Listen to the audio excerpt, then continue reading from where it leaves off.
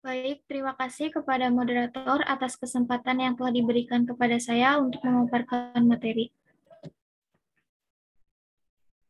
Di sini saya akan menjelaskan ruang lingkup geopolitik dan pengertian geopolitik.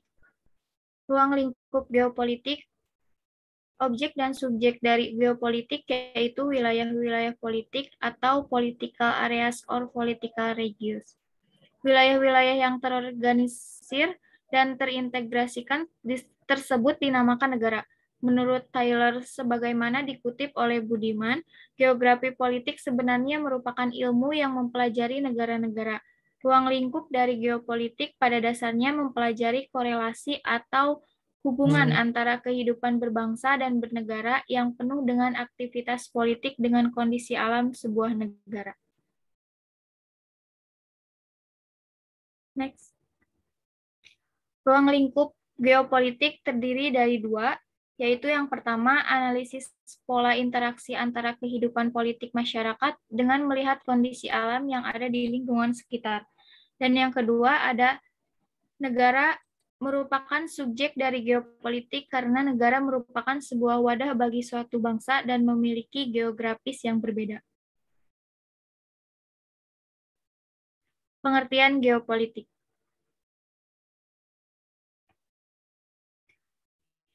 Ada beberapa pengertian.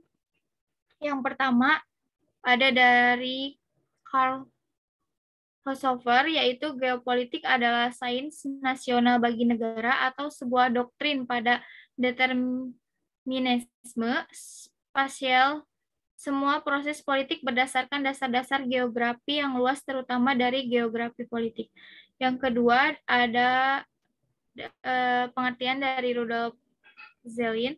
Geopolitik adalah seni dan praktek dalam menggunakan kekuasaan politik atau suatu wilayah tertentu. Dan yang terakhir ada dari Saul Bernard John. Geopolitik adalah analisis interaksi antara di satu sisi pengaturan dan perspektif geografis dan sisi lain proses-proses politik.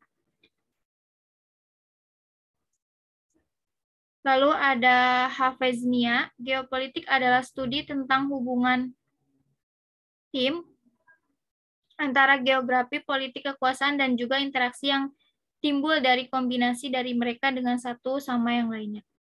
Lalu ada dari Ad Hoc Committee on Geography Association of American Geographers. Geopolitik adalah sebuah kajian tentang interaksi antara wilayah geografis dan proses-proses politik. Lalu yang selanjutnya ada dari Jackson. Geopolitik merupakan studi tentang fenomena politik dalam konteks wilayah. Selanjutnya ada dari Daljoni, geopolitik adalah ilmu yang mempelajari keseiringan spesial dari politik atau suatu analisis geografi dari gejala politik.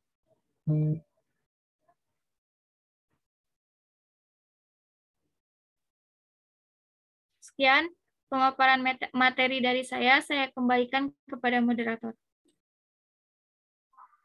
Terima kasih kepada Saudari Novita. Selanjutnya, materi kedua akan disampaikan oleh Saudari Della. Kepadanya dipersilakan. Baik, terima kasih kepada moderator. Di sini saya akan menjelaskan tentang perkembangan geopolitik. Secara historis, bangsa Indonesia dapat memerdekakan dan membentuk sebuah negara atas dasar persatuan dan perjuangan bersama dari berbagai keragaman yang ada. Berikut ragam latar belakang yang dapat mempersatukan bangsa Indonesia, di antaranya yang pertama, rasa senasib sepenanggungan karena dahulu pernah dijajah dan mendapat perlakuan diskriminatif. Yang kedua, wilayah Indonesia pernah terpisah secara yuridis. Hal ini dikarenakan masih memakai Territorial Sea and Maritime Treaty Ordonansi 1939 yang menyebabkan luas laut teritorial negara Indonesia hanya berjarak 3 mil. Masih berlakunya Territorial Sea and Maritime Treaty Ordonansi 1939, laut yang berada di luar jarak 3 mil termasuk lautan bebas dan sebagai perairan internasional. Dengan kondisi tersebut, jelas sangat mengganggu kedaulatan negara Indonesia. Wilayah negara di negara Indonesia menjadi terbatas dan memungkinkan pihak luar dapat memanfaatkan kondisi tersebut. Untuk dapat menjadi negara yang berdaulat, diperlukan upaya yang inovatif dan konsisten untuk mewujudkan harapan tersebut. Salah satu upaya tersebut yaitu merealisasikan wilayah laut Indonesia yang berdaulat secara utuh. Maka pada tanggal 13 Desember 1957, Indonesia akhirnya memiliki konsep hukum laut yang sering dikenal dengan Deklarasi Juanda untuk menggantikan Territorial Sea and Maritime Kringen Ordonantis 1939 yang dianggap banyak merugikan bangsa ini. Inti dari deklarasi Juanda yaitu wilayah laut teritorial Indonesia tidak lagi berjarak sejauh 3 mil dari garis pantai. Sekian pemaparan materi dari saya kembalikan kepada moderator. Terima kasih kepada Saudari Della. Selanjutnya, materi ketiga akan disampaikan oleh Saudari Nais. Kepadanya dipersilakan.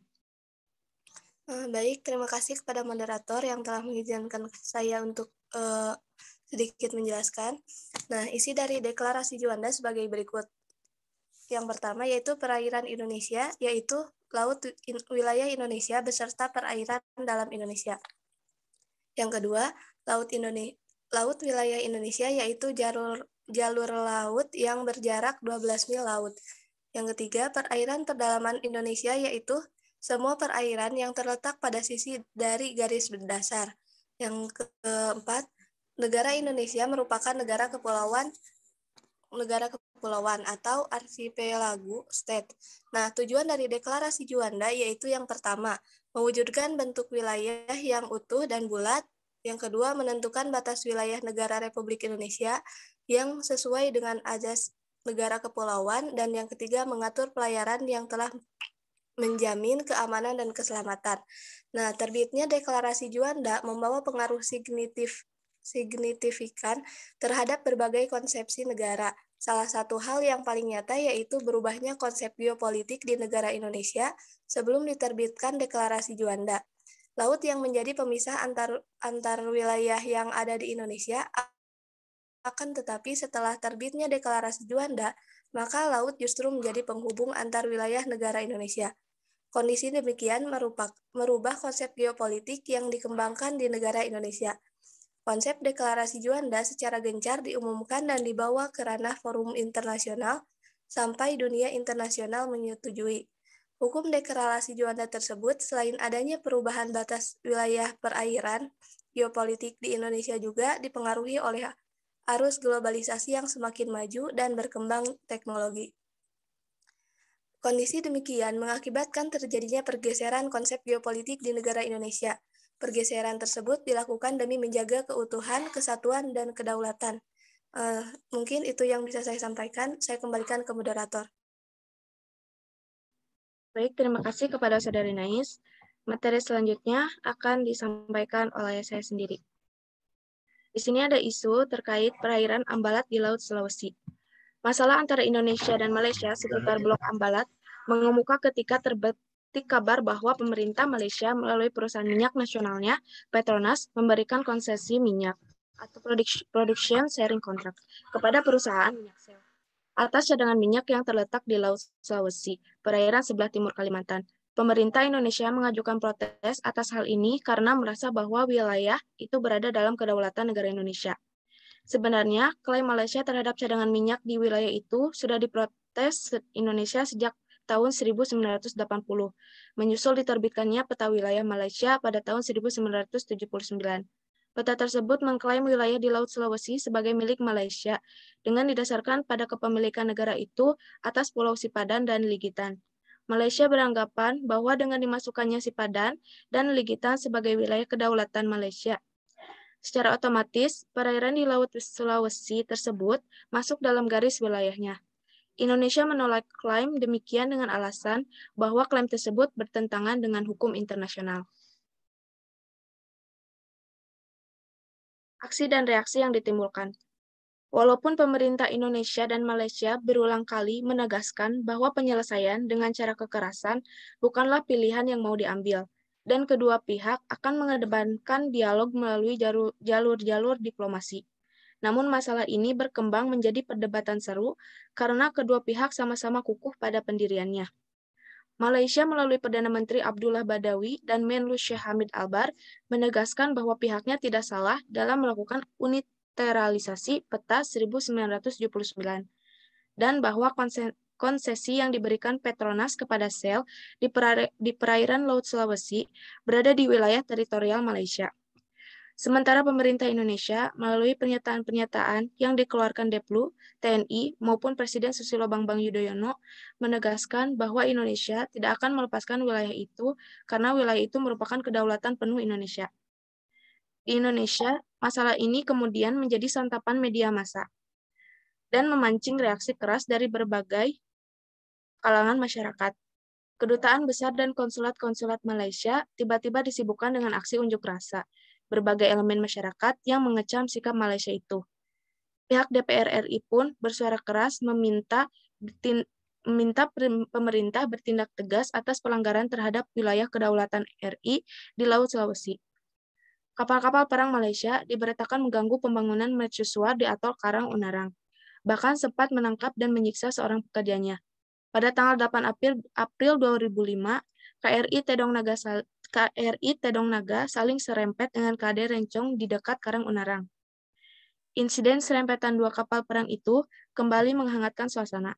Padahal sebelumnya pada tanggal 22 sampai 23 Maret 2005 telah diadakan pertemuan teknis antara perwakilan kedua negara untuk mencari solusi yang damai. Menlu Malaysia pun telah diterima Presiden dan beberapa anggota DPR RI pun telah menemui PM Malaysia untuk membicarakan langkah-langkah diplomasi. Kedua pemerintahan juga sudah sepakat melanjutkan dialog berkala setiap 2 bulan.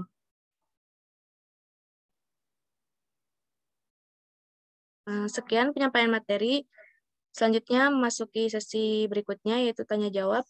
Kepada teman-teman yang ingin bertanya ataupun menanggapi, silakan raise hand terlebih dahulu. Tapi sebelumnya kami hanya membatasi sebanyak 3-4 penanya saja.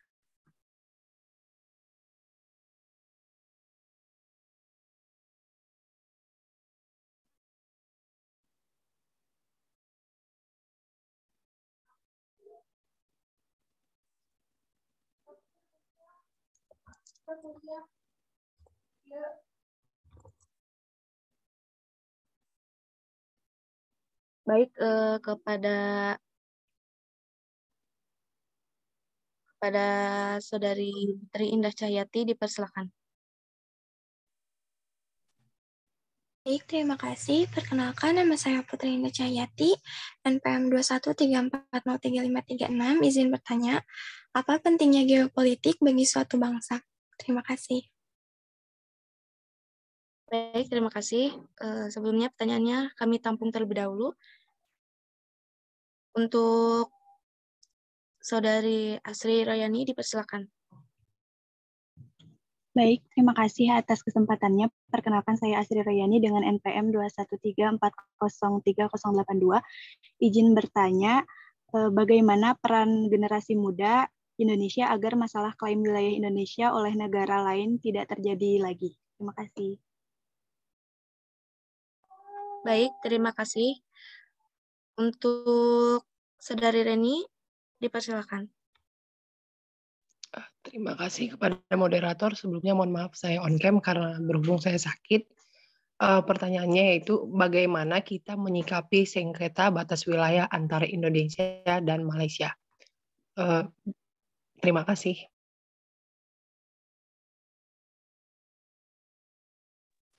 Baik, terima kasih kepada Saudari Reni. Sebelumnya kami minta waktu selama 5 menit untuk berdiskusi.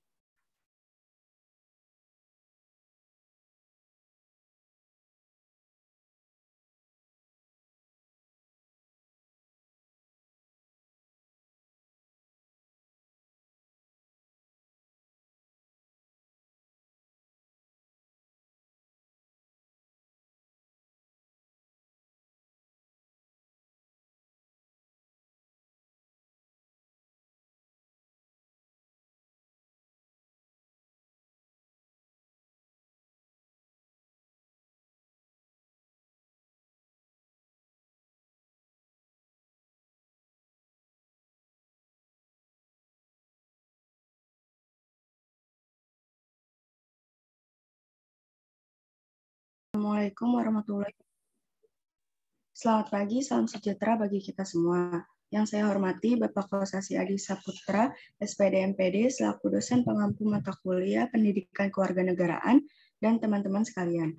Perkenalkan, nama saya Putri Yulia Rahma dengan NPM terakhir 173. Di sini saya bertugas sebagai moderator atau yang memimpin jalannya presentasi hari ini. Pada hari ini kami dari kelompok 11 akan menayangkan materi dengan judul Geostrategi.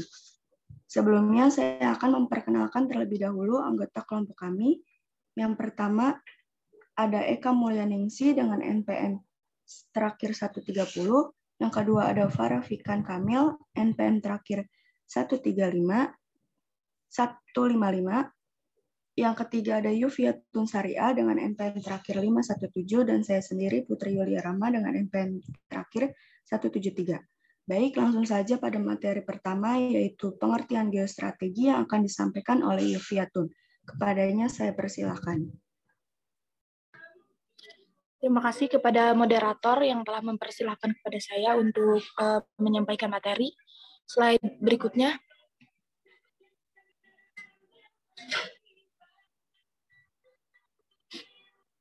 Pengertian geostrategi. Geostrategi berasal dari kata geografi dan strategi. Geografi merujuk kepada ruang hidup nasional, wadah ataupun tempat. Adapun strategi diartikan sebagai upaya menggunakan dan memanfaatkan semua sumber daya bangsa untuk melaksanakan kebijaksanaan tertentu. Slide selanjutnya.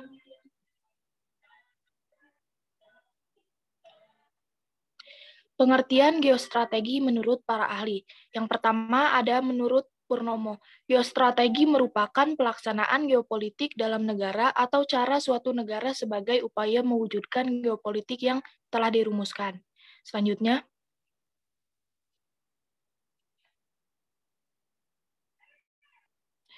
Menurut Lim Ju Chok, geostrategi menunjukkan pertimbangan distribusi daratan, lautan, jarak, dan aksesibilitas antar faktor-faktor geografis lainnya dalam perencanaan dan tindakan strategi. Menurut Roger dan Simon, geostrategi membahas tentang pelaksanaan kekuasaan atas ruang kritis di permukaan bumi, tentang keahlian menjalin kehadiran politik dalam sistem internasional.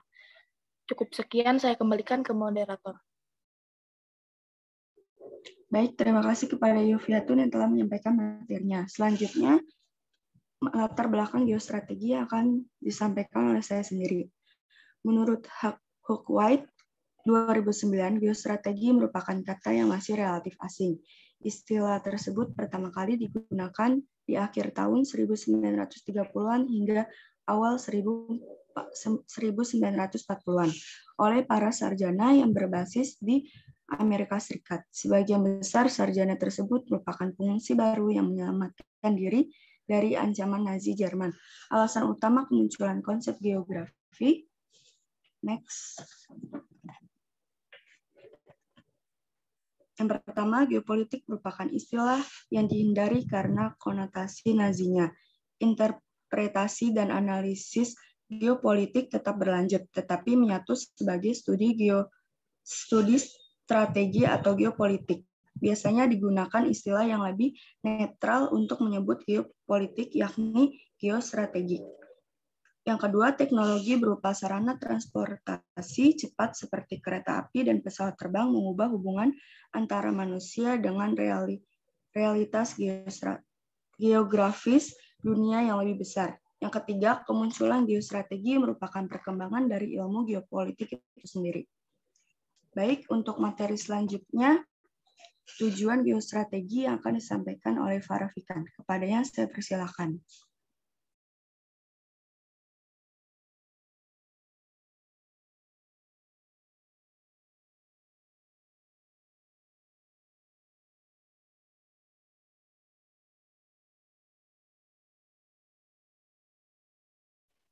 Baik, terima kasih kepada moderator atas kesempatannya. Di sini saya akan memaparkan tujuan geostrategi. Yang pertama, ada menurut Kailan dan Ahmad Zubaidi, geostrategi memiliki tujuan yaitu memberikan arahan tentang upaya membuat strategi pembangunan dan keputusan yang terukur guna mewujudkan masa depan yang lebih aman, lebih baik, dan bermartabat. Yang kedua, ada menurut Rogers, tujuan utama geostrategi adalah untuk menghubungkan geografi dan politik demi memaksimalkan kekuatan dan jangkauan wilayah domestik dan untuk berkubu bagi tatanan internasional yang menguntungkan. Selanjutnya, yang terakhir ada menurut Yawanto dan Jumanta, geostrategi diarahkan untuk yang pertama, menegakkan hukum dan ketertiban, yang kedua, mewujudkan kesejahteraan dan kemakmuran, yang ketiga, menyelenggarakan pertahanan dan keamanan, yang keempat, mewujudkan keadilan hukum dan keadilan sosial, dan yang kelima, ketersediaan kesempatan bagi rakyat untuk mengaktualisasikan diri. Sekian yang dapat saya paparkan, saya kembalikan kepada moderator. Baik, terima kasih kepada Farafikan yang telah menyampaikan materinya. Untuk materi terakhir yaitu geostrategi negara Indonesia dan isu geostrategi yang akan disampaikan oleh Eka Mulyaningsih. Kepadanya saya persilakan.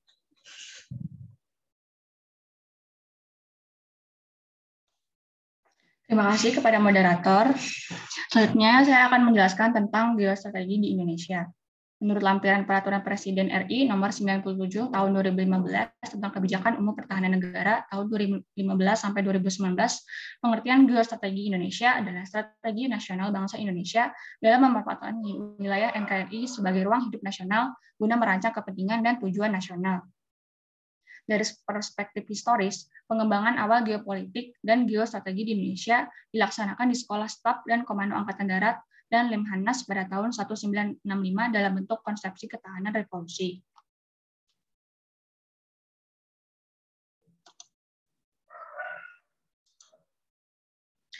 Selanjutnya, menurut Suradinata, pada awalnya geostrategi diartikan sebagai geopolitik untuk kepentingan militer. Sementara itu, di Indonesia, geostrategi diartikan sebagai metode mewujudkan cita-cita proklamasi yang tercantum dalam Mukadimah UUD 1945 melalui proses pembangunan nasional. Secara universal, geostrategi diartikan sebagai arah geografis kebijakan luar negeri suatu negara yang memiliki karakter agresif, ofensif, dan outward-looking.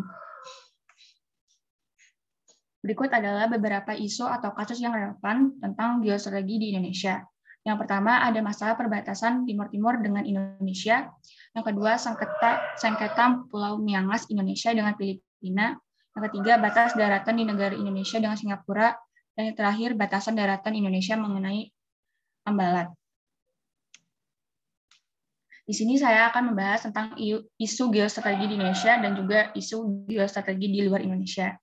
Terkait isu geostrategi di Indonesia, saya akan membahas tentang KKB. Dilansir dari tribunnews.com, KKB merupakan singkatan dari kelompok kriminal bersenjata di wilayah Papua. Selama ini, KKB kerap melakukan aksi teror atau penyerangan. Tidak hanya itu, anggota TNI atau Polri, warga sipil bahkan turut menjadi korbannya. Diwartakan tribunnews.com, sebelumnya 8 pekerja Palapa Timur Telematika tewas setelah ditembak oleh KKB. Kurang dari 3 bulan di tahun 2022, sudah terdapat 12 orang yang dibunuh oleh KKB. Sementara sepanjang 2021, sedikitnya 18 orang meninggal akibat ulah KKB. Selanjutnya, terkait isu geostrategi di luar Indonesia, kami mengangkat tentang konflik antara Rusia dan Ukraina. Dilansir dari CNBC Indonesia, konflik antara Rusia dan Ukraina masih terjadi. Tentara Rusia bahkan dilaporkan telah mengepung ibu kota negara Ukraina, yaitu Kiev. Dalam update terbarunya, Minggu 27 Februari 2022, Wali Kota Kiev, Vitali Klitschko, mengatakan semua jalan telah diblokir. Bahkan evakuasi warga menjadi tidak mungkin.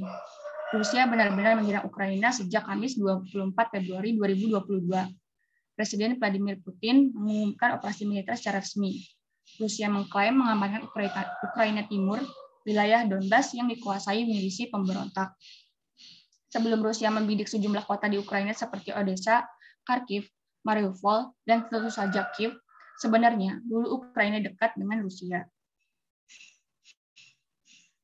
Namun, terdapat beberapa ketegangan antara kedua negara tersebut. Misalnya saja pada tahun 2005 dan 2014, Ukraina melakukan revolusi untuk menolak supremasi Rusia. Selain itu, pemimpin Ukraina yang sekarang lebih dekat ke barat dan ingin menjadi bagian dari Uni Eropa dan NATO. Rusia pun menolak keras dan meminta Ukraina untuk tidak bergabung dengan NATO, yang mana tujuan awal pendiriannya memang untuk melawan ancaman ekspansi Rusia pasca perang di Eropa. Di Timur sangat marah karena prospek berdirinya pangkalan NATO di sebelah perbatasannya. Kemudian yang terbaru, alasan kembali munculnya konflik antara Rusia dan Ukraina adalah bermula pada saat bulan November 2021, yang mana citra satelit memperlihatkan penumpukan pasukan baru Rusia di perbatasan dengan Ukraina. Ukraina menyebut Rusia telah memobilisasi 100.000 tentara bersama dengan tank dan perangkat keras militer lainnya. Pada Desember 2021, Presiden Amerika Serikat, Joe Biden juga memperingatkan Rusia tentang sanksi ekonomi dari Barat jika menyerang Ukraina. Singkatnya, para pembicara antara Amerika Serikat, NATO, PBB, dan sebagainya tidak menemui kesepakatan dengan Rusia, bahkan Rusia menuduh Amerika Serikat mengabaikan tuntutan keamanan negaranya. Secara mengejutkan, pada 24 Februari 2022, Rusia melancarkan operasi militer khusus ke Ukraina. Sekian dari saya kembalikan ke moderator. Baik, terima kasih kepada Eka Mulyaningsih yang telah menyampaikan materinya. Untuk selanjutnya yaitu sesi diskusi.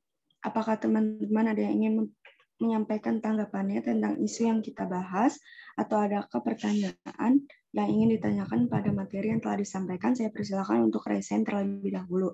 Dan untuk pertanyaan saya batasi untuk 3 penanya saja.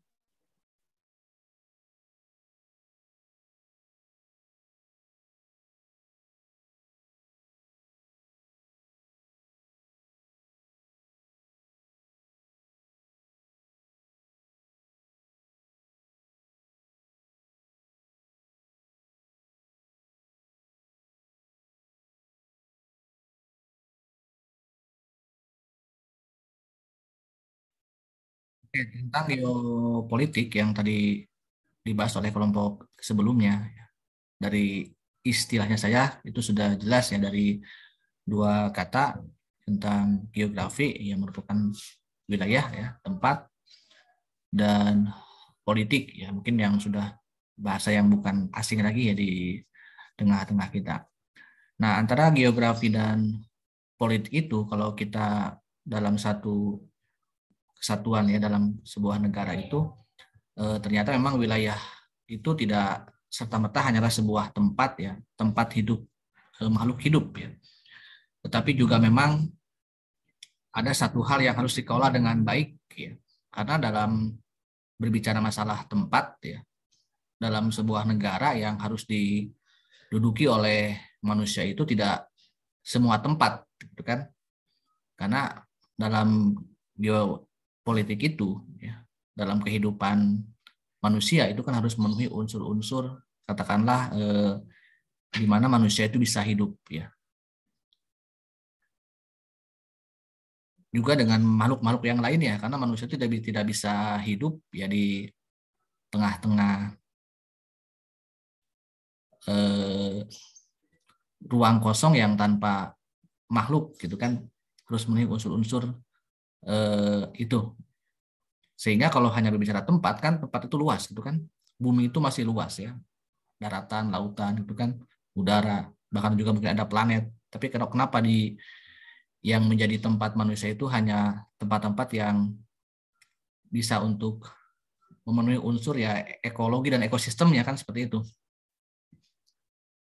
Berbicara daratan saja tidak semua daratan itu bisa ditempati. Berbicara lautan saja kan ternyata manusia tidak bisa hidup di laut ya. Walaupun dalam konsep geopolitik Indonesia itu wilayah lautan Indonesia jauh lebih luas daripada daratan. Tapi bukan berarti walaupun manusia tidak bisa hidup di laut, bukan berarti lautan itu tidak penting ya. Ya tetap penting lautan itu ya, sebagai kekayaan alam yang harus dikelola, bahkan sebagai sarana kalau berhubungan dengan pertahanan dan keamanan itu akan berhubungan dengan nanti geostrateginya, bukan? Nah, karena tempat di bumi itu walaupun luas dan dengan luasnya itu tidak semua tempat dapat ditinggali oleh manusia, yang pada akhirnya ya terdapat suatu sengketa, bukan? Antar negara katakanlah ya. Karena syarat-syarat sebuah negara harus memiliki di mana tempatnya, di mana wilayahnya, mana daratannya, kalau punya lautan di mana lautannya, gitu kan? Tadi harus jelas ya. Jadi syarat mutlak dalam satu negara adalah memiliki tempat. Nah untuk itu, ketika sudah memiliki tempat, bagaimana negara tersebut bisa mengelola tempat tersebut. Bahkan ketika dalam tempat tersebut telah dimiliki oleh suatu negara, nah bagaimana itu dikelola dengan baik? Wilayah-wilayah mana yang cocok untuk tempat tinggal penduduk misalnya, tempat tinggal lah untuk menjalani kehidupan, tempat mana yang untuk sarana misalnya industri kalau bicara ekonomi, bahkan tata ruang kalau kita melihat ya, ada politik ruang, tata ruang negara itu kan, itu tidak sembarangan, itu direncanakan dengan baik. Ya termasuk yang mungkin pernah kita dengar ya di tahun-tahun ini adalah tentang di negara kita saja, di Indonesia saja, itu bagaimana kita bisa melihat ya pentingnya ibu kota negara Indonesia itu kan, IKN yang sedang menjadi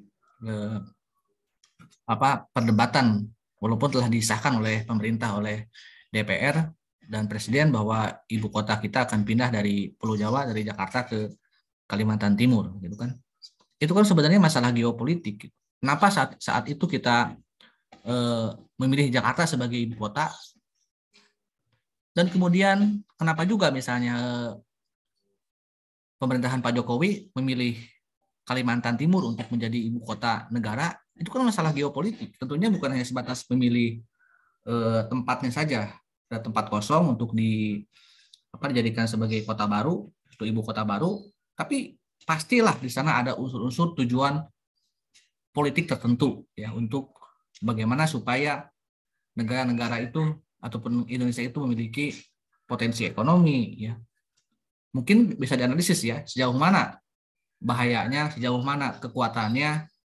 Nah, apakah geopolitik kita misalnya, ini kita harus bisa menganalisis atau harus bisa berkomentar, karena ini untuk jangka panjang kalau bicara masalah ibu kota baru.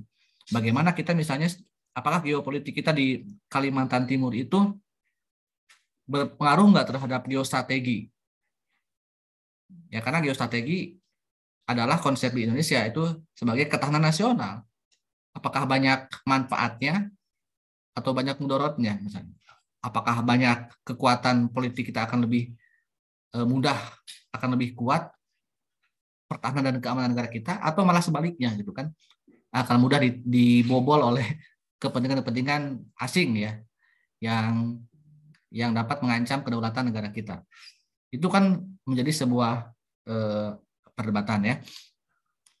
Nah, kemudian yang berikutnya tentang tadi ya, bagaimana peran generasi muda dan bagaimana menyikapi sengketa wilayah. Ini kan agak sedikit berhubungan ya. Yang Anda tanyakan ini adalah masalah-masalah terkait dengan klaim wilayah maupun sengketa wilayah. Yang tadi saya sebutkan, betapa pentingnya wilayah negara itu ya. Sekalipun misalnya yang menjadi perebutan wilayah kosong.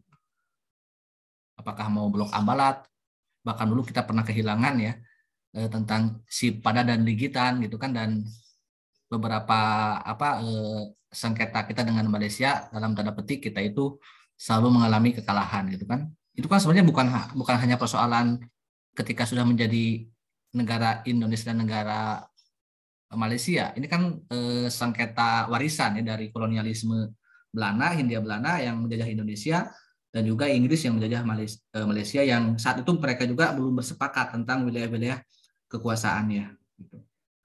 Itu kan menandakan ya betapa pentingnya sekali lagi wilayah itu bagi sebuah negara. Nah, bagaimana sikap kita sebenarnya ya, kalau kita sendiri hanya bisa ya berkomentar ataupun memberikan masukan kepada negara bahwa negara harus lebih hati-hati lagi gitu kan. Ini yang menjadi persoalannya adalah bagaimana sebenarnya ya kemampuan negara dalam mengelola wilayahnya, dalam berdiplomasi dalam politik internasional. Karena bukan hanya wilayah yang sekarang masih sengketa ya, katakanlah Blok Ambalat. Bahkan beberapa wilayah seperti Natuna itu kan juga menjadi klaim-klaim beberapa negara. Walaupun itu saya katakan wilayah lautan gitu kan. Nah, tentang masalah geopolitik di Indonesia ya, kalau secara geografis kan jelas gitu kan, tadi saya sebutkan kita negara Nusantara ya, yang dimana memang wilayah negara kita lautannya jauh lebih luas daripada daratannya. Nah, sehingga sebenarnya geopolitik Indonesia apa sih gitu? Adalah wawasan Nusantara. Nah, dari mana kita bisa memahami, dari mana setelah kita merdeka ini kita memiliki konsep wawasan Nusantara. Nah, wawasan Nusantara ini bermula dari wawasan kewilayahan ya, dengan dicetuskannya Deklarasi Juanda, ini juga orang Sunda ya, tanggal 13 Desember tahun 1957. Ini awal mula kita negara kita benar-benar serius dalam mengelola wilayahnya setelah kemerdekaan. Nah, ini dari deklarasi ini adalah untuk menjaga ya segala perairan di sekitar ya, dan di antara hubungan atau yang menghubungkan pulau-pulau yang termasuk negara Indonesia. Karena wilayah lautan ini ternyata di kita menjadi penghubung ya, walaupun tidak tinggal, tapi itu penting menjadi penghubung antar pulau ya, dengan tidak memandang luas dan lebarnya adalah suatu bagian yang wajar daripada wilayah daratan negara Indonesia. Dengan demikian, bagian dari perairan pedalaman atau nasional yang berada di bawah kedaulatan mutlak milik negara Indonesia. Sambil Anda pelajari ya tentang konsepsi hukum laut, tentang perkembangan hukum laut yang di buku juga itu sudah dicantumkan dari mulai res nullius ya, laut tidak ada yang memiliki, sampai muncul ya hukum-hukum laut internasional. Nah, kembali ke Deklarasi Juanda ya, ini dibuat untuk wilayah Indonesia sebagai satu kesatuan wilayah. Laut bukan lagi pemisah antar pulau, nah ini harus kita pahami ya. Tetapi laut sebagai pendukung atau penghubung pulau-pulau di Indonesia. Nah, melalui perjuangan di forum internasional, Indonesia akhirnya diterima sebagai negara kepulauan ya, atau archipelago state ya, yang berdasarkan hasil keputusan Konvensi Perserikatan Bangsa-Bangsa PBB tentang hukum laut pada tahun 1982. Ini panjang sekali ya, dari mulai Deklarasi Juanda sampai diakui oleh PBB tahun 82. Pertambahan wilayah Indonesia sebagai satu kesatuan itu memberikan potensi keunggulan ya, atau positif yang dapat dimanfaatkan untuk meningkatkan kesejahteraan. Namun dengan demikian juga mengundang potensi negatif yang bisa mengancam keutuhan bangsa dan wilayah. Tadi yang Anda sebutkan tentang sengketa wilayah ya, dampak negatifnya karena akan berhubungan bersentuhan dengan negara-negara lain ya. Terlebih lagi kan kita juga kalau bicara lautan ya banyak juga misalnya masalah-masalah seperti pencurian ikan itu dan lain-lain ya oleh negara-negara tetangga kita. Nah, wawasan Nusantara ini ya sebagai geopolitik Indonesia merupakan konsepsi kewilayahan kemudian dikembangkan sebagai konsepsi politik kenegaraan sebagai cara pandang bangsa Indonesia terhadap diri dan lingkungan tempat tinggalnya sebagai satu kesatuan wilayah dan persatuan bangsa. Lalu esensinya wawasan Nusantara ini adalah untuk kesatuan dan keutuhan wilayah dan persatuan bangsa, mencakup di dalamnya pandangan akan satu kesatuan politik, ekonomi, sosial budaya, pertahanan, dan keamanan. Nah, wawasan Nusantara ini merupakan perwujudan dari sila ketiga yaitu persatuan Indonesia. Makanya masalah dalam wilayah ini, dalam wilayah Nusantara ini, ya, walaupun kita memiliki keberagaman, ya, tapi kan secara politik kita disatukan ya dalam kenegaraan Indonesia yang akan berdampak ya. Kemampuan negara menyatukan konsep politik dengan wilayah yang sangat rumit ini ya akan berdampak pada ekonomi maupun sosial budayanya. Jadi kehidupan sub-sub masalah kebangsaan ini, kemampuan negara dalam mengurus negara ini dengan wilayah yang tadi saya sebutkan sedemikian rumit ini nanti akan berdampak pada kehidupan kita sebagai warga negara ya. Kalau ekonominya bagus, kalau sosial budaya misalnya tidak kondusif, maka pertahanan maupun keamanan negaranya pun itu akan semakin kuat. Nah, rumusan wawasan Nusantara ini termuat dalam naskah GBHN, ini zaman Orde Baru ya, dari tahun 73 sampai tahun 98. Dan dalam pasal 25 ya, A, Undang-Undang Dasar Negara Indonesia, yang dikatakan bahwa aspek wilayahan merupakan sebuah negara kepulauan ya, yang berciri Nusantara. Jadi ini masalah Nusantara ini dari sini ya, berasalnya, atau negara kepulauan. Nah, berdasar pada pasal 25A Undang-Undang Dasar Negara Indonesia tahun 1945 pula itu, bangsa Indonesia menunjukkan komitmennya untuk mengakui pentingnya wilayah sebagai salah satu unsur negara sekaligus ruang hidup. Nah, yang tadi saya sebutkan ya. Jadi wilayah ini ruang hidup, gitu kan? Atau Lebensraum bagi bangsa Indonesia yang telah menegara. Ketentuan ini juga mengukuhkan kedaulatan wilayah NKRI di tengah potensi perubahan batas geografis ya tadi yang Anda sebutkan ya. Ada dinamika, bahkan ada yang belum selesai ya letak geografisnya. Sebagai sebuah negara akibat gerakan separatisme. Tadi juga ya ada sedikit memang di bab geostrategi ada masalah separatisme ya. Sengketa perbatasan antar negara dan pendudukan oleh negara asing.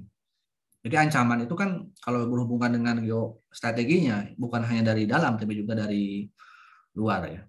Ya termasuk tadi ya Anda menganalisis kelompok yang geostrategi di politik internasional muncul ya, agresi militer ataupun perangan ya antara Ukraina dan Rusia atau invasi Rusia ke Ukraina itu kan masalah ya, awalnya masalah geopolitik ya. Hubungan antar negara yang dekat ya secara geografis, secara politik Ukraina merupakan negara yang mungkin satu rumpun lah ya dengan Rusia sama dengan halnya Indonesia dan Malaysia gitu ya yang pernah bahkan mereka pernah bersatu lewat negara Uni Soviet ya. Tapi secara politik itu kan ada kepentingan yang dinamis ya setelah berakhirnya perang dingin di mana yang satu negara itu masuk ke area ya zona Rusia tetap menjadi walaupun runtuh Uni Soviet, tapi Rusia tidak terpengaruh oleh pengaruh Barat yang dikomandoi oleh Amerika Serikat dan Uni Eropa. Nah, sementara ini yang menjadi persoalan, Ukraina bermain dengan Uni Eropa, dengan Amerika Serikat, dengan grup pertahanan militernya yaitu NATO, ya, yang itu mengganggu mungkin negara Rusia sebagai negara seniornya dari Ukraina. Itu kurang lebih yang dapat saya komentari. Silakan lanjut ke pertanyaan di bab geostrategi dulu.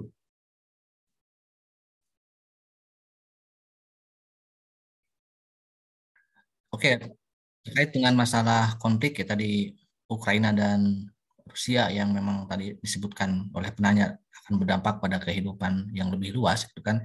Dan bagaimana peran Indonesia? Ya saya kira kita harus menyikapi dengan bijak ya karena kita memiliki gaya politik bebas aktif ya yang terkadang ini pun bisa menjebak negara kita sendiri kalau salah dalam langkah ya.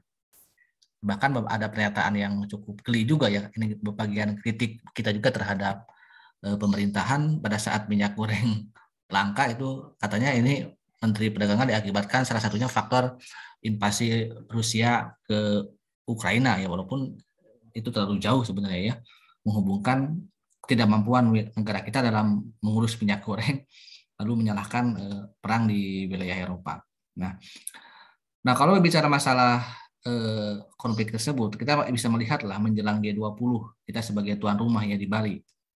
Kalau kita dekat dengan Rusia tentunya Amerika tidak suka. Sebaliknya ya Rusia pun akan tidak suka kalau kita dekat dengan Amerika Serikat ya bahkan kalau salah satunya datang maka yang lainnya tidak akan datang gitu kan karena kita punya kepentingan Rusia ya dengan Indonesia itu terutama pemerintahan karena Rusia kan dekat dengan Cina itu kan Cina sendiri menjadi salah satu negara yang begitu mesra dengan dengan Indonesia ya di beberapa tahun terakhir di era Pak Jokowi ini bahkan banyak juga dengan TKA-TKA-nya yang banyak dikritik juga. Imbasnya ketika Pak Jokowi datang ke Amerika Serikat ya, di beberapa minggu lalu, itu kan sedikit agak dicuekin ya oleh pemerintahan Amerika Serikat gitu kan. Bahkan tidak disambut dengan layak lah ya sebagai sebuah negara yang berdaulat gitu. Itu terkadang ya masalah-masalah ini warisan konsekuensi akan ada konsekuensinya kalau kita terlalu dekat atau terlalu jauh gitu kan dengan satu negara. Benar-benar harus bisa memilih mana yang paling tepat ya dalam memilih politik luar negeri ini gitu kan. Karena dulu pun pada era Pak Soekarno ketika sedang perang dinginnya memuncak gitu kan, ketika dekat dengan kubu komunis dengan kubu Rusia kan imbasnya ya kita dicap sekutunya komunis dan akhirnya ya dalam politik luar negeri maupun politik dalam negeri kita mengalami berbagai macam kehancuran ya, konflik horizontal dengan PKI termasuk kehancuran dalam bidang ekonomi.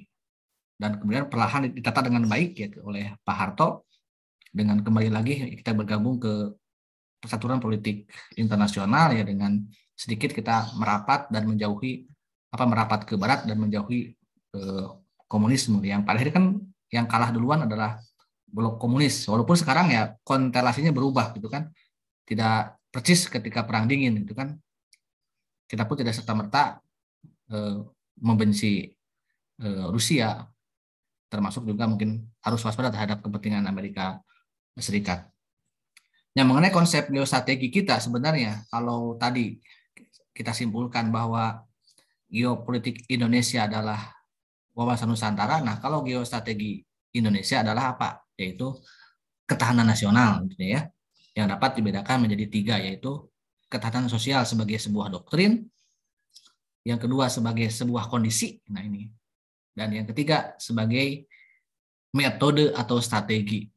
Makanya ya dalam mengelola negara ini membutuhkan pemikiran yang jauh lebih luas ya, tidak sederhana misalnya mengurus RT atau RW, karena mengurus berbagai macam instrumen yang abstrak dan luas gitu kan. Nah, konsepsi ini merupakan ciri khas Indonesia ya, sebagai pedoman pengaturan penyelenggaraan bernegara yang berlandaskan pada ajas atau ajaran Astagatra ya.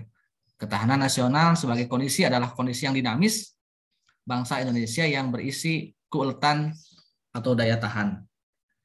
Sebagai sebuah metode, strategi adalah cara ya, yang digunakan untuk menyelesaikan masalah-masalah dan ancaman kebangsaan melalui pendekatan Astagatra yang sifatnya integratif komprehensif. Ini pun ya memiliki dimensi seperti ketahanan nasional dalam ideologi, tentunya kita ya selama ini masih berpegang teguh ya, mudah-mudahan masih ya pada Pancasila, katakanlah politik dan budaya serta konsep ketahanan berlapis dimulai dari ketahanan nasional diri, keluarga, wilayah, regional maupun nasional. Jadi ini harus berkesinambungan. Tentunya dengan jaminan ya negara yang melindungi warga negaranya atau rakyatnya. Inti dari ketahanan nasional ini adalah kemampuan yang dimiliki bangsa dan negara Indonesia untuk menghadapi segala bentuk ancaman yang dewasa ini spektrumnya semakin luas dan kompleks. Ya, termasuk ya teknologi digital ya, cyber dan sebagainya kan, ini ancamannya tidak seperti zaman dulu ada penjajahan dalam bentuk langsung, tapi dengan mudahnya akses teknologi informasi ini juga ancaman gitu ya yang tidak kalah bahaya. Di samping juga harus siap karena di negara lain kan ancaman juga masih ada ancaman militer ya, seperti hanya di konflik di Timur Tengah maupun di negara-negara Eropa yang sekarang konflik itu.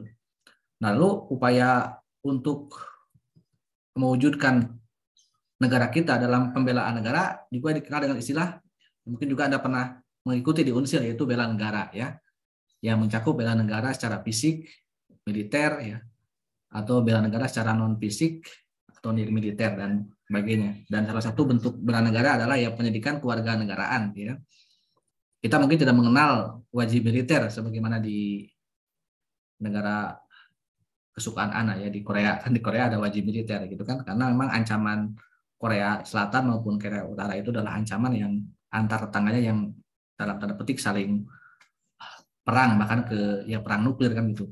Yang satu ya masih warisan komunis dan satu warisan atau sekutunya dari Amerika Serikat. Itu tentunya ya.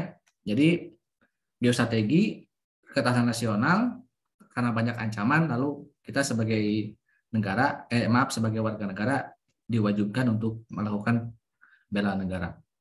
Oke, itu mungkin yang dapat saya sampaikan. Silakan boleh tutup ya oleh kelompok yang presentasi. Assalamualaikum warahmatullahi wabarakatuh. Baik, sekian presentasi dari kelompok 11. Saya sebagai moderator meminta